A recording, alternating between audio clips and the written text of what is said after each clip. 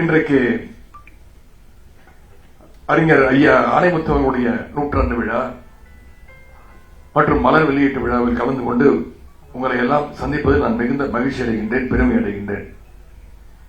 இந்த நிகழ்ச்சியில் பங்கேற்கின்ற வாய்ப்பை எனக்கு அளித்த அண்ணன் ஆராசாரன் அவர்களுக்கும், அமைச்சர் அண்ணன் சிவசங்கர் அவர்களுக்கும், அண்ணன் வாலாசா வல்லவன் அவர்களுக்கும் முதல்ல என்னுடைய நன்றியை நான் அவர்களுக்கு தெரிவித்துக் கொள்கின்றேன்.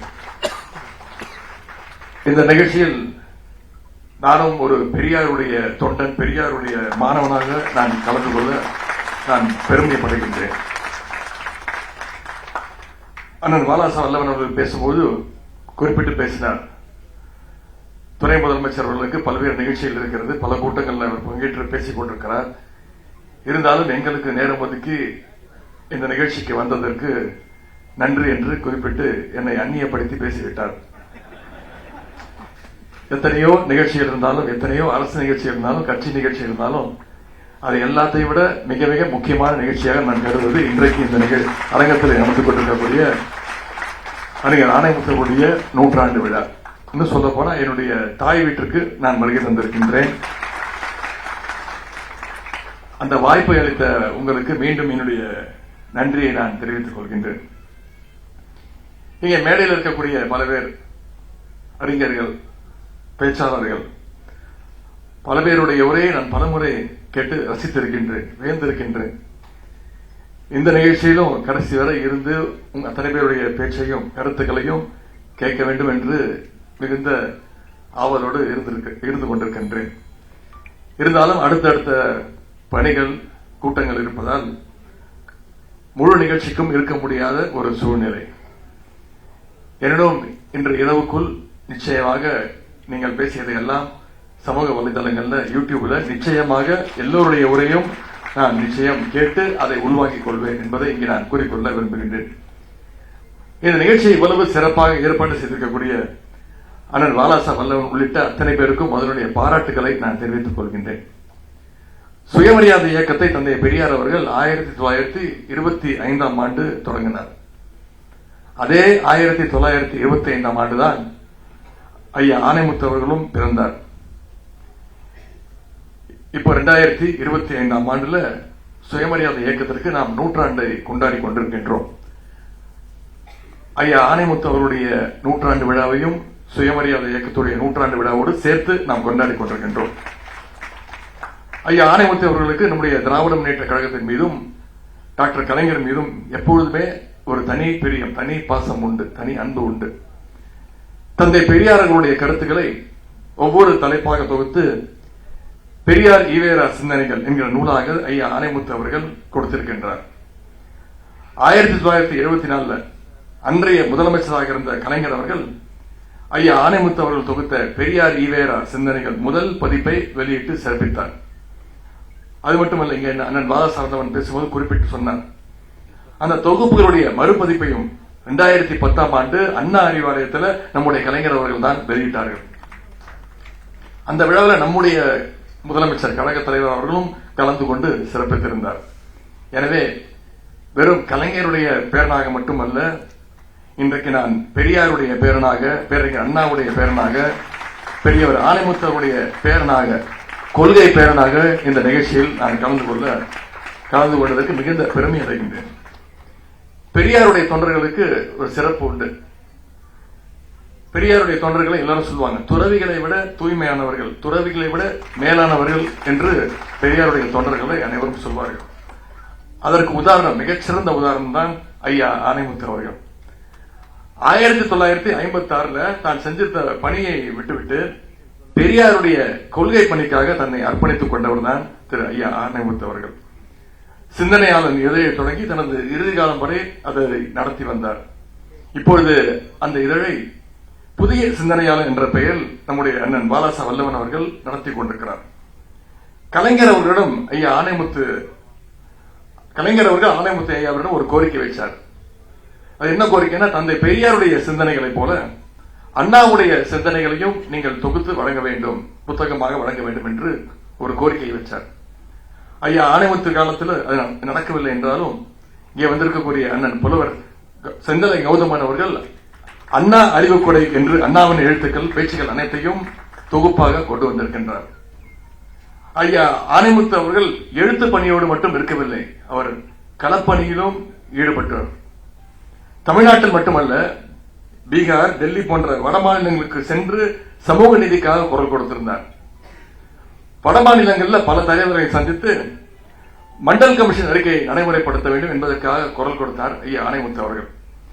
இன்றைக்கு பிற்படுத்தப்பட்ட மக்களுக்கு ஒன்றிய அரசினுடைய கல்வி நிறுவனங்கள்ல வேலை வாய்ப்புகளையும் இடஒதுக்கீடு கிடைத்திருக்குன்னா அதற்கு ஐயா ஆணைமுத்து அவருடைய உழைப்பு யாராலும் மறக்க முடியாது. மிக மிக முக்கியமானது. ஐயா ஆணைமுத்து போன்ற பெரியாருடைய தொண்டர்கள் இன்றைக்கு தமிழ்நாடு முழுக்க நிரம்பி இருக்கின்றார்கள். எந்தவித பலனையும் எதிர்பார்க்காமல் சமூகத்திற்காக, மக்களுக்காக தங்களை அர்ப்பணித்து உழைத்துக் கொண்டிருக்கிறார்கள். அதற்கு இந்த மேடையே மிகச்சிறந்த உதாரணம். அண்ணன் சுபவி அவர்கள், அக்கா அருள்மொழி அவர்கள், அண்ணன் கோவை ராமகிருஷ்ணன் அவர்கள், அண்ணன் கொளத்தூர் மணி என அத்தனை பேரும் இன்றைக்கு தங்களுடைய வாழ்க்கையே பெரியாருடைய கொள்கைக்காக அர்ப்பணித்துக் கொண்டு வாழ்ந்து கொண்டிருக்கிறார்கள். பெரியார் தொண்டர்களுடைய அந்த தன்னலமில்லாத உழைப்பு தான் இன்றைக்கு தமிழ்நாட்டை சுயமரியாதையோட மண்ணாக மாற்றி வைத்துக் கொண்டிருக்கிறது. இங்கே பக்கத்தில் இருக்கக்கூடிய ஒருவர் உங்களுக்கு தெரியும், கிண்டியில் இருக்கக்கூடியவர் தமிழ்நாட்டுடைய ஆளுநர் ரவின்னு ஒருத்தர் இருக்கின்றார். நம்முடைய நண்பர் தான் அவர். அவர் தேர்தல் பிரச்சாரத்தை ஆரம்பித்து விட்டார். பாசிச பாஜகவுக்கு தேர்தல் பிரச்சாரம் செய்வதாக நினைத்துக் கொண்டு நமக்கு செய்து கொண்டிருக்கிறார். ஒரு 3 நாட்களுக்கு முன்பு ஒரு நிகழ்ச்சிக்கு போய் பேசியிருக்கிறார். தமிழ்நாடு போராடும், தமிழ்நாடு வெல்லும் அப்படின்னு தமிழ்நாட்டுக்கு எங்க போனாலும் இதே குரலாக இருக்கிறது. எந்த சவித்தை பார்த்தாலும் இதே எழுதி வச்சிருக்கிறீங்களே, யாரை எதிர்த்து போராட போறீங்க அப்படின்னு ஒரு கேள்வி கேட்டிருக்கிறார்.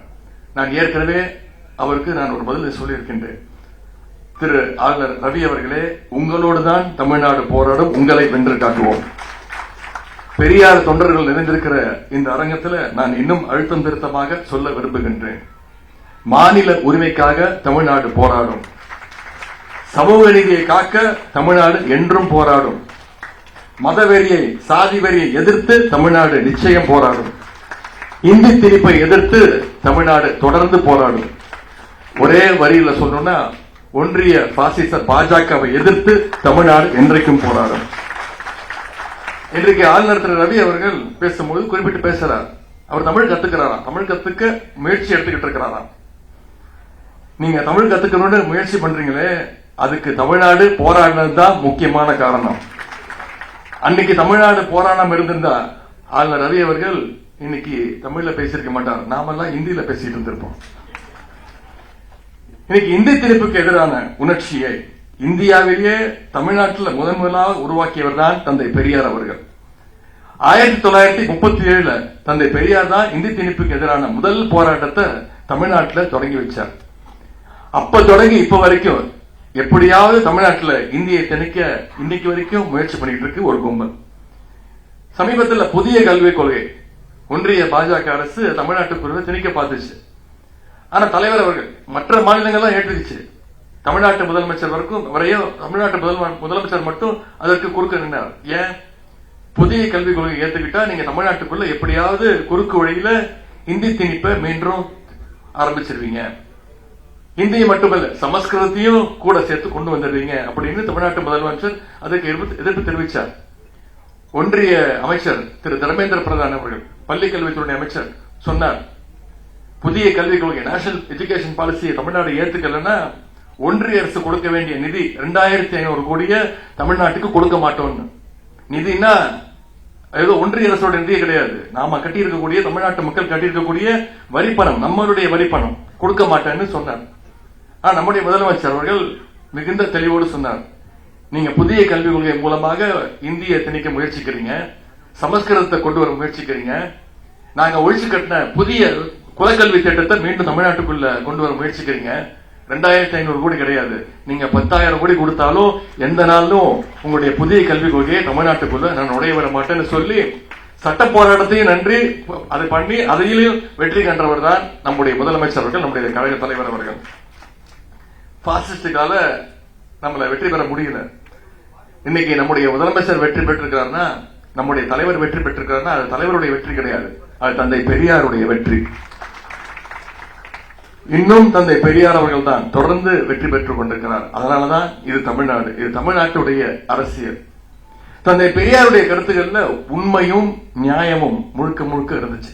அதனால்தான் தமிழ்நாட்டு மக்கள் இன்னைக்கும் பெரியாரை ஏற்றுக்கிட்டு இருக்கிறாங்க. வயதானவர்கள் மட்டுமல்ல, இன்றைக்கு இளைஞர்கள் கூட பெரியாருடைய கொள்கைகளை ஏற்றுக்கின்ற நிலைமை வந்திருக்கின்றது.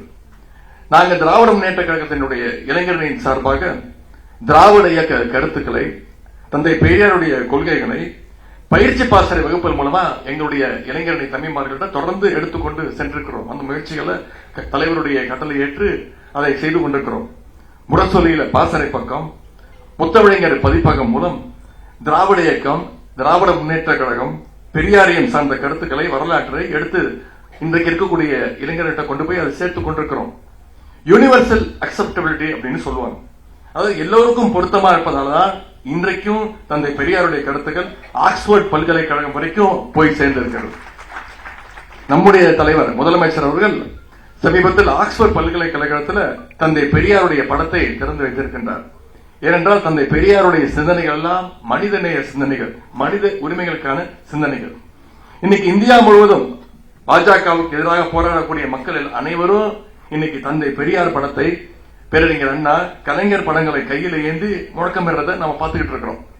தந்தை பெரியார் அவர்கள் அரசியல் ரீதியாக தமிழ்நாட்டை பக்குவப்படுத்தி வைத்திருக்கின்றார். அதனால்தான் பாஜகவுடைய எந்த தில்லுமுள்ளு வேலையும் இன்னைக்கு தமிழ்நாட்டு மக்கள்கிட்ட எடுபட மாட்டேங்குது. பாஜகவால் நேரடியா மக்கள் ஆதரவை பெற முடியாது. அதனாலதான் இன்னைக்கு அதிமுகவை மிரட்டி அவங்களோட தோல் மேல ஏறிக்கிட்டு இன்னைக்கு சவாரி செஞ்சுட்டு தமிழ்நாட்டுக்குள்ள நுழைய பாக்குறாங்க. பாஜகவுக்கு பழைய அடிமைகள் பத்தாம இன்னைக்கு புது புது அடிமைகளையும் வலை வீசி தேடிட்டு இருக்குது பாஜக.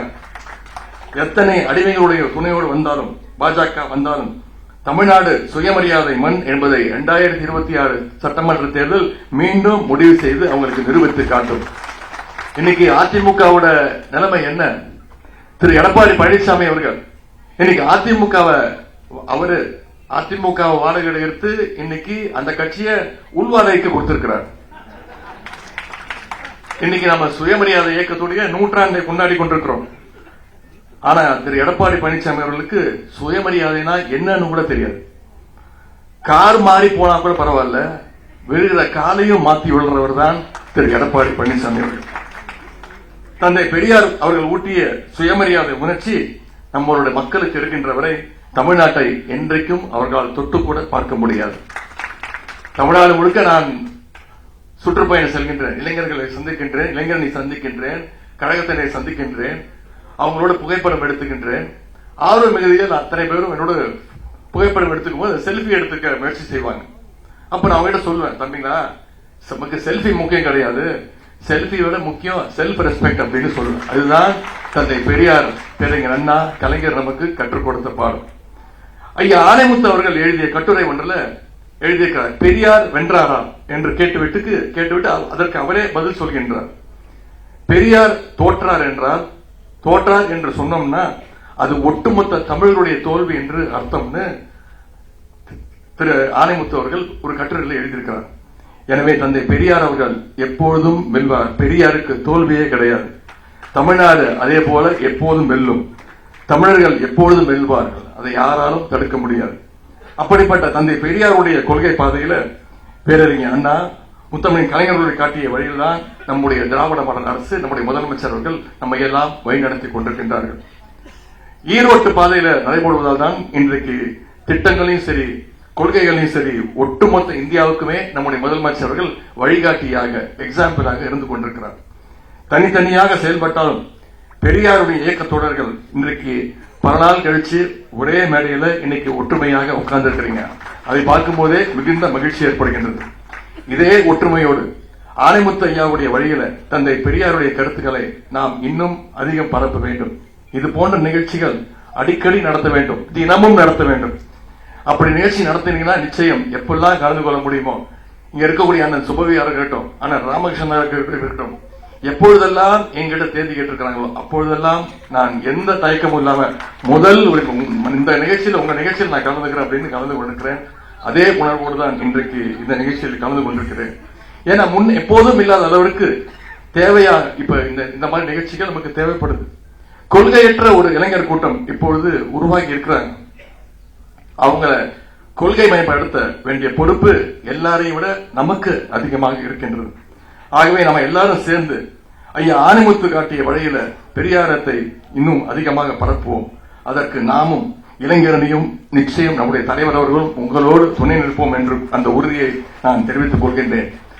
தொடர் ஆனைமுத்தருடைய பெரியாரியர் தொகுதி 1 மற்றும் 2 ஆகிய நூல்களை கல்லூரி பாடத்தில் சேர்க்க வேண்டும் என்ற கோரிக்கையையும், ஆனைமுத்து அவர்கள் பிறந்த பெரம்பலூர் அல்லது திருச்சி மாவட்டத்தில் அவர் பெயர்ல அரங்கம் ஒன்றை அமைக்க வேண்டும் என்ற 2 கோரிக்கைகளை அண்ணன் வாலாச வல்லவன் அவர்கள் இங்கே கொடுத்திருக்கின்றார். நிச்சயம் இதை முதலமைச்சருடைய கவனத்திற்கு எடுத்து சென்று அந்த கோரிக்கைகள் நிறைவேற்ற நான் நிச்சயம் துணை நிற்பேன் என்பதை கூறிக்கொண்டு, தமிழ் மண்ணில் எந்த காலத்திலும் பாசிஸ்டுகளை அனுமதிக்காமல் இருப்பதுதான் ஐயா ஆனைமுத்து அவர்களுக்கு நாம் செலுத்துகின்ற உண்மையான அஞ்சலியாக இருக்க வேண்டும்.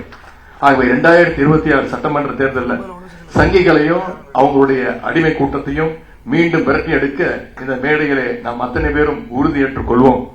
ஐயா ஆனைமுத்து அவர்கள் உடலால் மறைந்தாலும் உணர்வுகளாலும் எழுத்தாகவும் கொள்கையாகவும் என்றும் நம்மோடு அவர் வாழ்ந்து கொண்டுதான் இருப்பார்.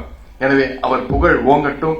இந்த நிகழ்ச்சியை மிகச் சிறப்பாக ஏற்பாடு செஞ்சிருக்கக்கூடிய அண்ணன் வாலாச வல்லவன் உட்பட அனைவருக்கும் மீண்டும் என்னுடைய வாழ்த்துக்களையும் பாராட்டுகளையும், கலந்து கொள்ள வாய்ப்பளித்தவங்க அத்தனை பேருக்கும் மீண்டும் என்னுடைய நன்றியை தெரிவித்து விடைபெறுகின்றேன். நன்றி, வணக்கம்.